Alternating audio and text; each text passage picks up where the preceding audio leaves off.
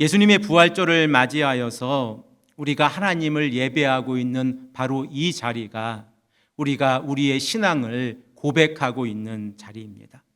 하나님께서 죽음의 권세를 물리치시고 예수님을 일으키신 부활의 사건은 예수님께서 십자가에서 죽으시고 3일째 되던 새벽에 이루어졌습니다.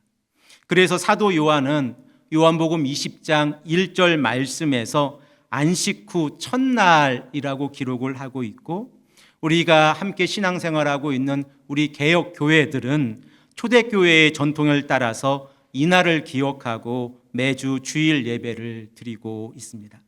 그러므로 우리가 안식일이 아닌 주일에 예배를 드리는 이유는 하나님께서 예수 그리스도를 죽음에서 일으키시고 예수 그리스도의 복음을 믿는 자들이 죄의 용서함을 받고 의롭게 되어졌다는 이 사실을 믿고 우리의 신앙을 하나님 앞에서 고백하는 것입니다. 그러므로 우리가 하나님께서 모세를 통하여 우리에게 주어주신 십계명의 제4계명 안식일을 기억하고 거룩히 지키라라고 하는 이 말씀을 초대교회에서부터 지금의 시간에 이르기까지 우리들은 예수님의 부활의 사건을 기억하고 지키는 날로 지금까지 지키고 있고, 그리고 또한 우리가 이렇게 예수님의 부활의 사건을 기억하고 지킴으로 인하여 늘 우리가 죄인이었다는 우리의 모습을 되돌아보게 되어지고, 예수 그리스도의 십자가의 보혈과 부활의 사건을 통하여 우리가 죄 용서함을 받았고 의롭게 되어졌다고 하는 이 사실을 우리가 온 천하 앞에서 그리고 말씀 앞에서 공포하고 살아가는 것은 너무나 중요한 신앙입니다. 그래서 누가복음을 보면 누가가 사도행전 2장 42절의 말씀과 20장 7절의 말씀을 기록할 때에 누가는 안식 후 첫날에 하나님의 사람들이 하나님의 교회에 모였다라고 기록을 하고 있습니다. 우리 다 함께 사도행전 20장 7절 말씀을 함께 읽겠습니다. 주보 앞면에 있습니다.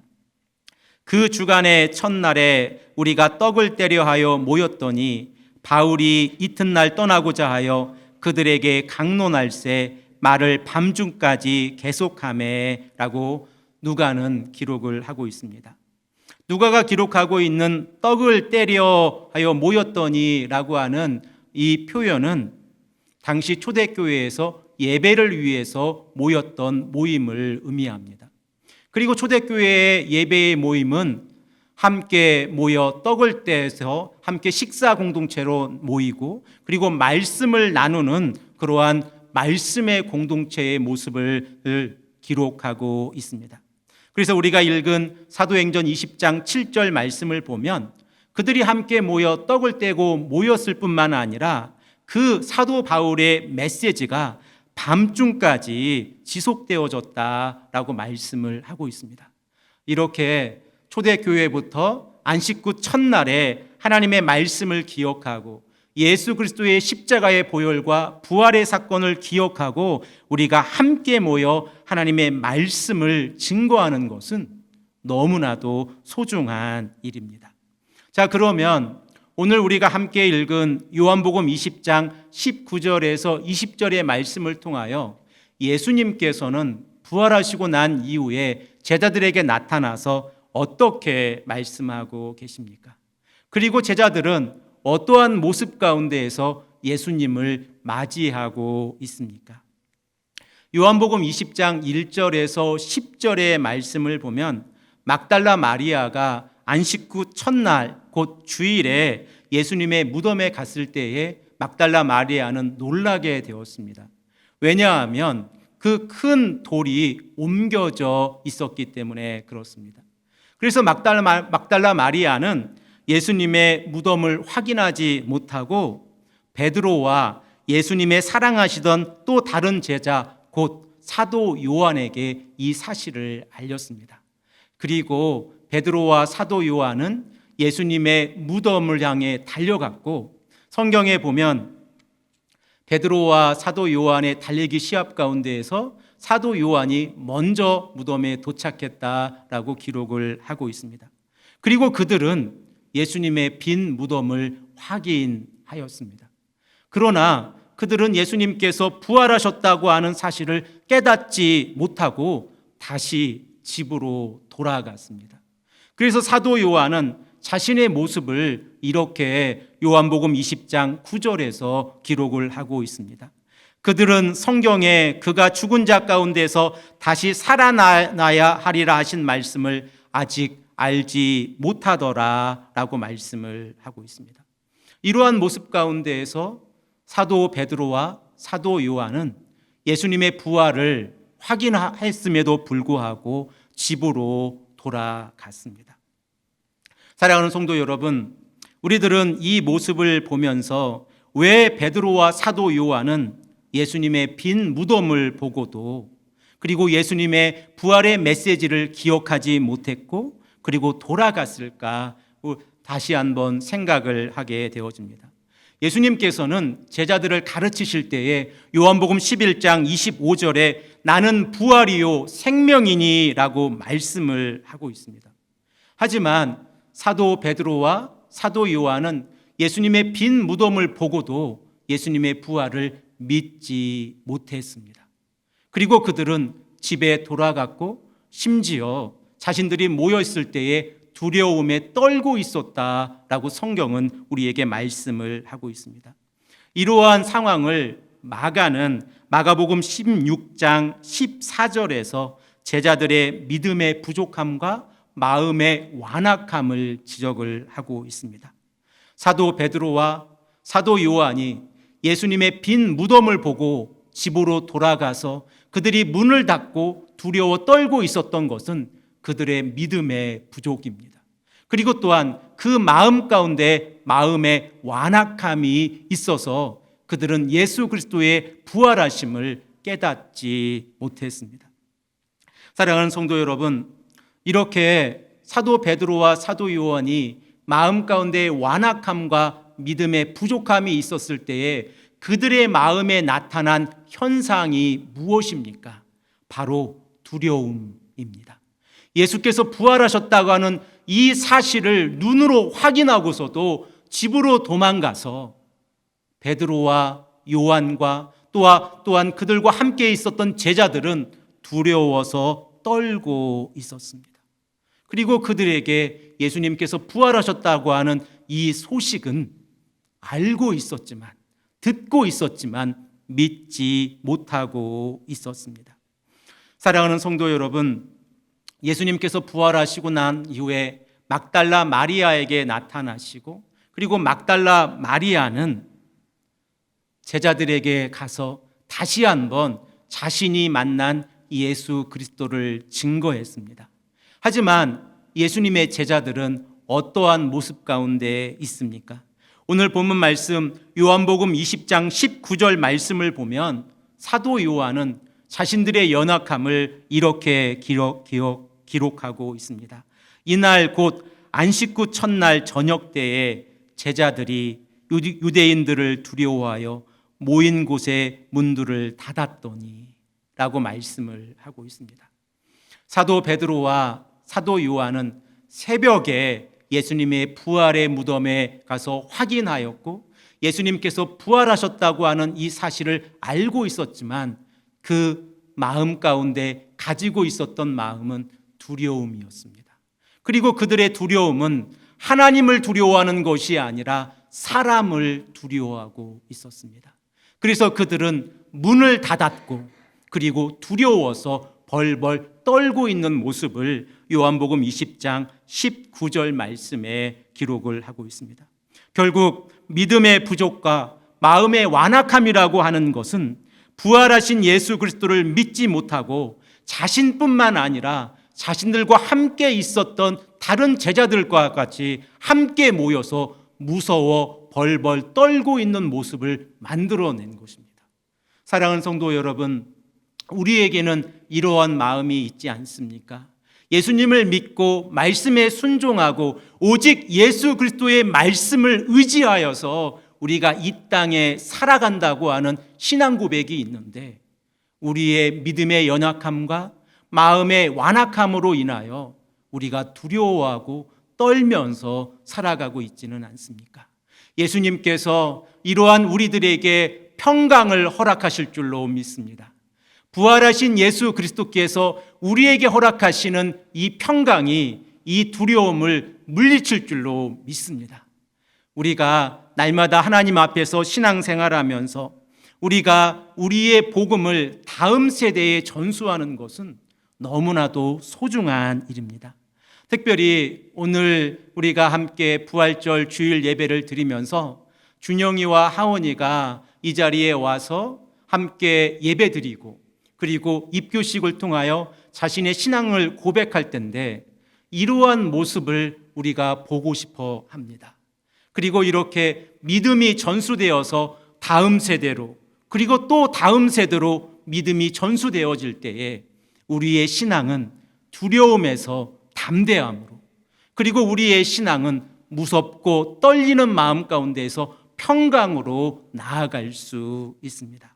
그리고 또한 우리 자녀들이 자신의 입술을 통하여 교회 공동체 앞에서 자신의 신앙을 고백하는 시간을 오늘 가질 텐데 이 시간을 통해서도 우리가 큰 은혜를 받기를 간절히 소망을 합니다.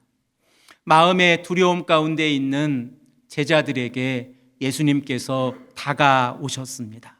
그리고 오늘 본문 20절 말씀과 19절 하반절 말씀과 20절 말씀을 보면 예수님께서 그 제자들에게 평강을 허락해 주셨습니다.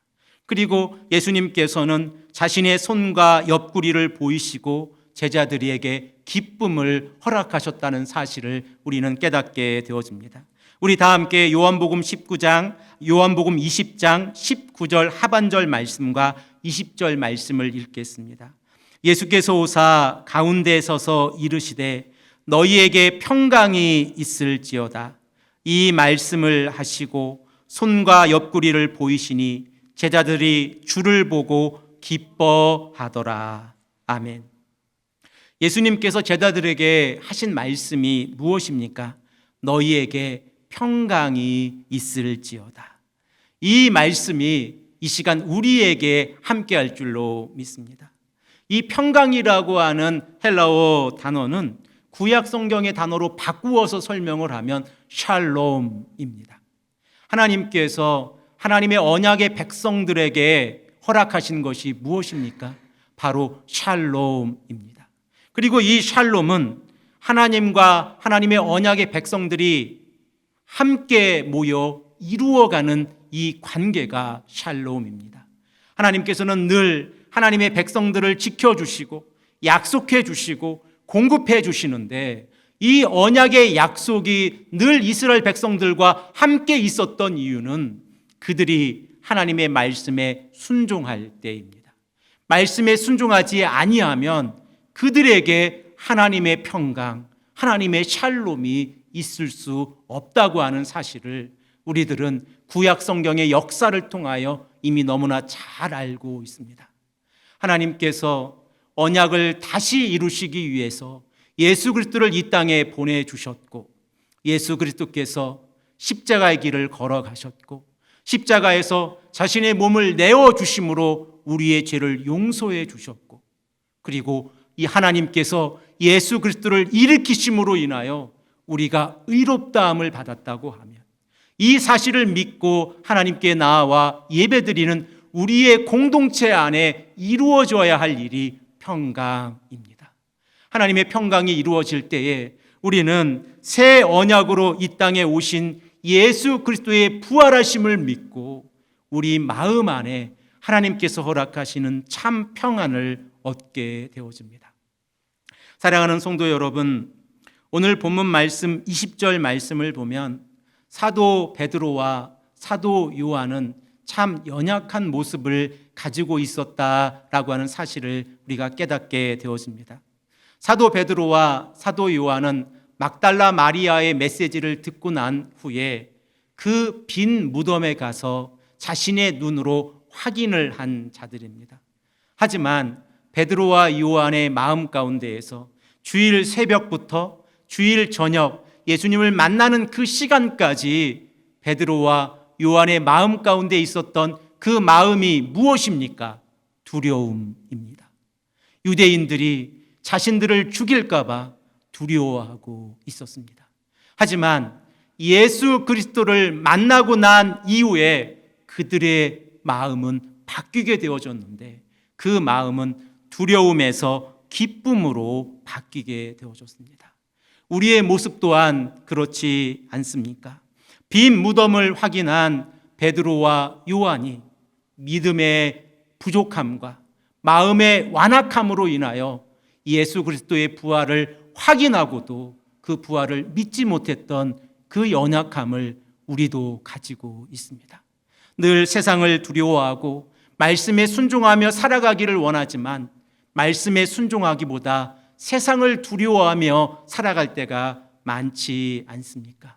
하지만 우리가 부활하신 예수 그리스도를 만나고 이 말씀에 순종하고 영원히 우리에게 허락하시는 하나님의 나라를 바라보며 나아갈 때에 하나님께서 우리의 마음 안에 주시는 마음은 기쁨이고 평강입니다. 그리고 새 언약이신 예수 그리스도를 믿고 나아가는 자들에게 허락하시는 참 평강은 영원한 하나님의 나라를 바라보고 우리가 이 땅에서 믿음으로 의롭다함을 받는 이 축복 가운데에서 살아가게 되어집니다. 사랑하는 성도 여러분, 우리의 연약함을 오늘 이 시간도 되돌아보기를 원합니다. 그리고 우리가 이 시간 하나님 앞에서 고백하기를 원하는 것은 하나님께서 허락하시는 평강과 하나님께서 허락하시는 기쁨이 이 부활절에 우리 공동체 안에, 우리 가족 안에, 그리고 우리가 이 사실을, 이 부활의 사실을 증거하는 모든 분들에게 함께 이루어지기를 간절히 소망합니다. 그리고 이를 위해서 우리가 증인의 삶을 살아가기를 소망합니다. 예수 그리스도의 부활하심을 인격적으로 만난 사도 베드로, 그리고 사도 요한, 그리고 다른 제자들은 예수님의 부활하심을 믿고 나아간 이후에 어떠한 삶을 살아갔습니까? 그들이 오순절 성령 강림의 사건을 경험하고 난 이후에 자신의 목숨을 예수 그리스도를 위하여 헌신하고 내어주는 삶을 살아가지 않았습니까? 곧 증인의 삶을 살아갔습니다. 우리 또한 증인의 삶으로 이 땅에서 살아가야 합니다. 부활의 증인으로 우리 자녀들을 가르치고, 부활의 증인으로 우리 지인들에게 복음을 증거하고, 부활의 증인으로 한 분이라도 함께 더 천국에 가자. 이 소망 가운데에서 예수 그리스도의 십자가의 복음과 부활의 사건을 증거한다면 우리 공동체 안에, 우리 믿음의 식구, 우리 온 공동체 안에 하나님의 사랑과 예수 그리스도의 평안과 부활하신 예수 그리스도께서 우리에게 말씀하고 계신 그 평강과 기쁨이 가득 차고 넘칠 줄로 믿습니다.